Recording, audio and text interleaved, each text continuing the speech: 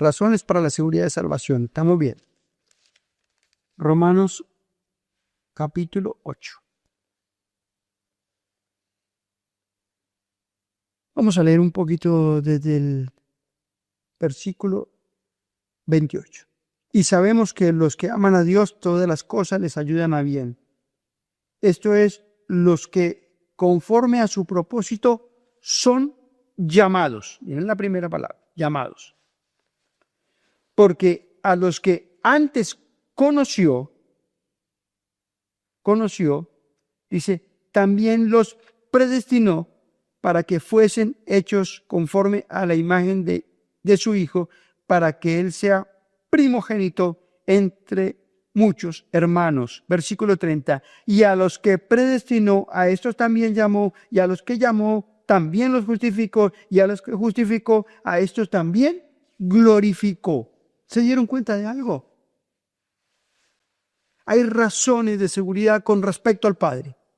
El Padre llama, justifica, predestina, escoge, pero si se dieron cuenta, es algo que es para una persona. Esta declaración sería imposible hacerla si cualquiera de aquel grupo pudiera perder su salvación.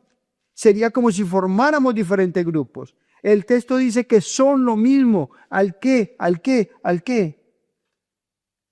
El texto dice que son lo mismo. Por eso estamos seguros de la salvación del Padre. Por su poder, Juan capítulo 10, versículos 28 y 29, nadie las arrebatará de la mano de mi Padre. Yo y el Padre uno somos.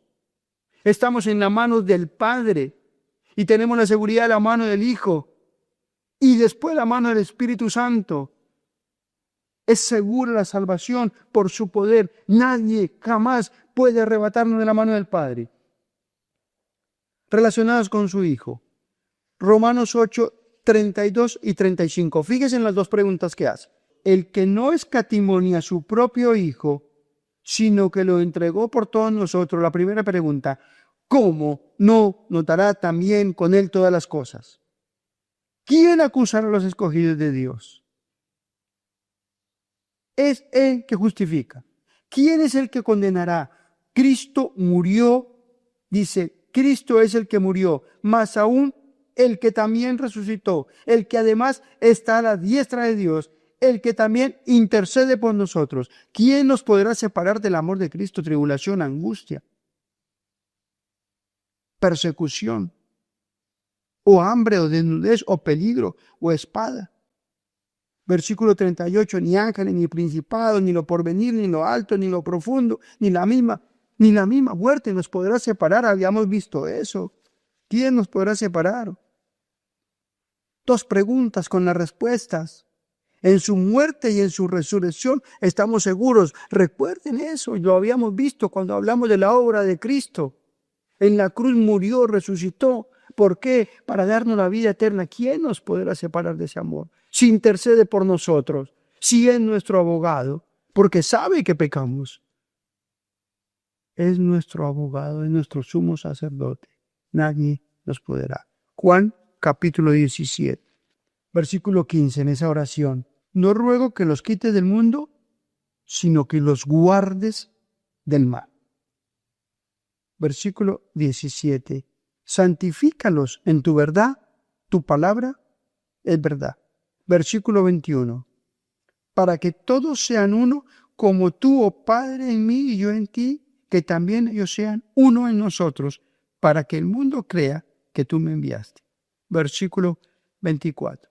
Padre, aquellos que me has dado, quiero que donde yo estoy, también ellos estén conmigo, para que vean mi gloria que me has dado, porque me has amado desde la fundación del mundo, para que estuviéramos en el cielo, oraba. Versículo 24, para contemplar su gloria. Tenemos una seguridad absoluta. Acompáñenme al libro de Hebreos. Hebreos capítulo 7, versículo 25. Por lo cual, puede también salvar perpetuamente a los que por él se acercan a Dios, viviendo siempre para interceder por ellos, porque tal sumo sacerdote nos conviene, santo, inocente, sin mancha, apartado de los pecadores y hecho más sublime que los ciegos, que no tiene necesidad cada día como aquellos sumos sacerdotes. Y el versículo finaliza, porque esto lo hizo una vez y para siempre, ofreciéndose a sí mismo. Relacionadas con el Padre, relacionadas con el Hijo y relacionadas con el Espíritu Santo. Con el Espíritu Santo es la obra que Dios hace en el creyente. Nos regenera. Tenemos segura la salvación porque el Espíritu Santo nos regenera. Juan capítulo 14. No se turbe vuestro corazón, creéis en Dios, creed también en mí, en la casa de mi Padre muchas moradas hay. Es necesario que yo me vaya, para que donde yo voy, vosotros también estéis. Pero es necesario porque tenía que venir el Espíritu Santo. La promesa de Dios, hermanos, tenemos el privilegio que no tuvo el pueblo de Israel. El pueblo de Israel, para ver la gloria de Dios, no podía verla en el lugar santísimo, tenían que salir, entraba el sumo sacerdote, cuando la gloria de Dios entraba salían todos. Esa gloria del templo un día partió, en el libro de Ezequiel nos muestra por la idolatría y el pecado, subió al templo, después a los muros y después al monte. Pero esa gloria regresó en Juan capítulo 1, versículo 14, vimos la gloria del unigénito, pero un día también partió. Hechos capítulo 1, ascendió al cielo. Pero ¿cómo entender? ¿Cómo entender que pecadores perdidos nos salva y vive en nosotros? Y nos empieza a transformar, a regenerar. Mora dentro nuestro, Romanos capítulo 8, Primera de Corintios capítulo 3, somos templos del Espíritu Santo de Dios. Por eso Pablo decía, ya no vivo yo, mas Cristo vive en mí. Nos bautiza y nos sella, que son las arras de nuestra herencia, Efesios.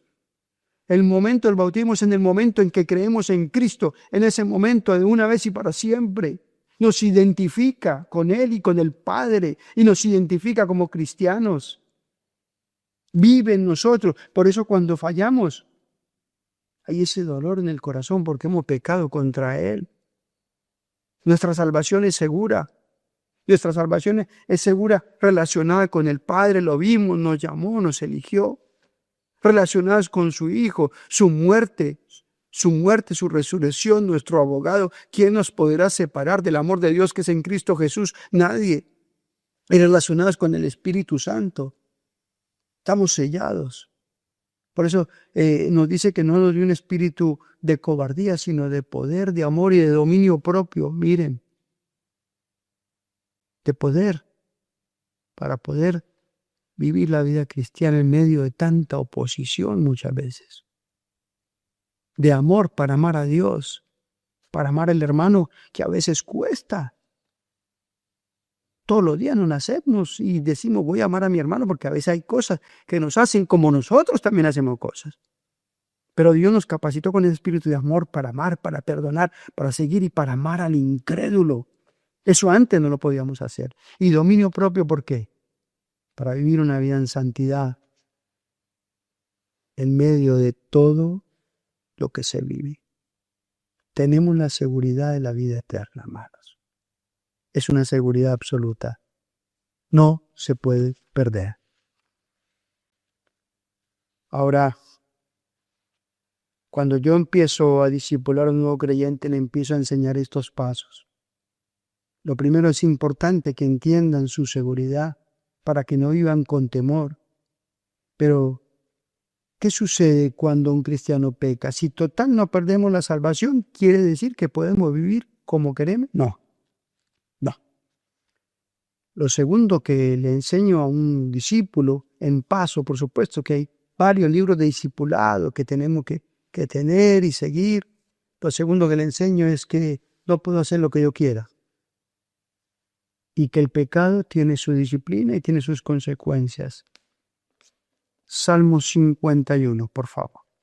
Salmo 51.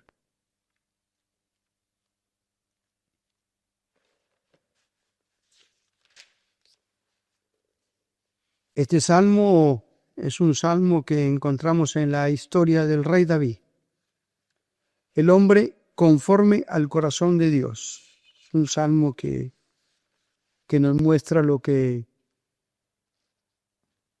es el pecado en la vida de un hombre piadoso de Dios. No perdemos la salvación, pero el pecado tiene sus consecuencias. El pecado tenemos que aprender y enseñarle al discípulo que es algo grave delante de los ojos de Dios. Fue un hombre conforme al corazón de Dios. Y yo digo, si un hombre conforme, tan piadoso, yo tengo que estar siempre atento.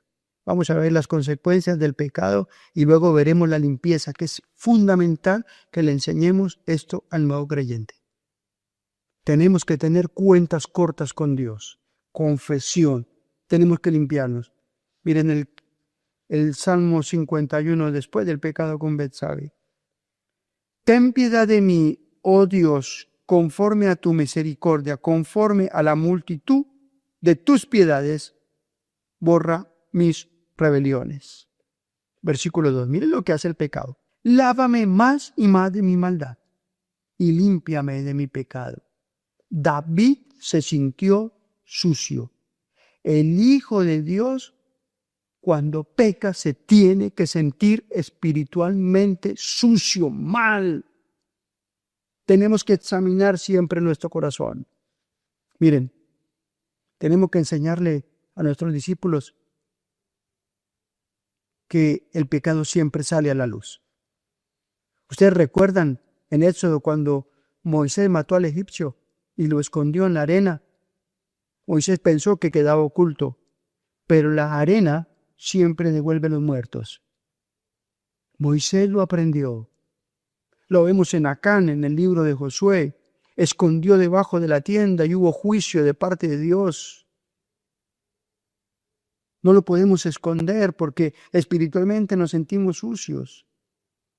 El pecado domina todo nuestro ser. Miren el versículo 3. Porque yo reconozco mis rebeliones. Yo reconozco, afecta mi cuerpo, mis ojos. Yo reconozco. Mi pecado está siempre delante de mí, siempre afecta mis ojos. Versículo 8. Hazme oír gozo y alegría, y se recrearán los huesos que has abatido. Abate los huesos. Versículo 10. Crea en mí un corazón limpio. Afecta el corazón. Versículo 14. Líbrame de homicidios, oh Dios de mi salvación. Cantará mi lengua tu justicia. Afecta los labios. Afecta el testimonio. Versículo 4. Contra ti solo he pecado y he hecho lo malo delante de tus ojos. El pecado deshonra a un Dios santo. Sabía que había pecado. Recuerden la diferencia entre remordimiento y arrepentimiento. El salmista se dio cuenta de que había pecado contra Dios. No tenía miedo de lo que iba a suceder. Había pecado contra Dios. ¿A dónde huiré de tu espíritu? ¿A dónde huiré de tu presencia? Si a donde quiere que vaya estás tú. Había pecado contra Dios. Por eso José tenía muy claro en su cabeza cuando huyó de la esposa de Potifar. ¿Cómo pecaría yo contra Dios?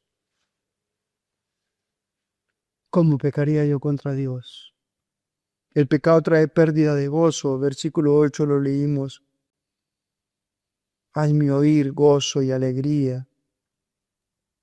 Enferma, deprime, lleno de amargura, lleno de resentimiento. El pecado trae pérdida de gozo, pero también el pecado trae pérdida de comunión, que es algo fundamental. En el Génesis capítulo 3 se rompió la comunión. El pecado como creyente trae la pérdida de comunión con Dios. Y eso nos lleva a tener falta de confianza, pérdida de testimonio, no podía compartir. Ahora, el pecado hace tantas cosas que tenemos que aprenderlo para el discípulo y para nuestras vidas. Cuando leemos, escuchamos a veces en la iglesia,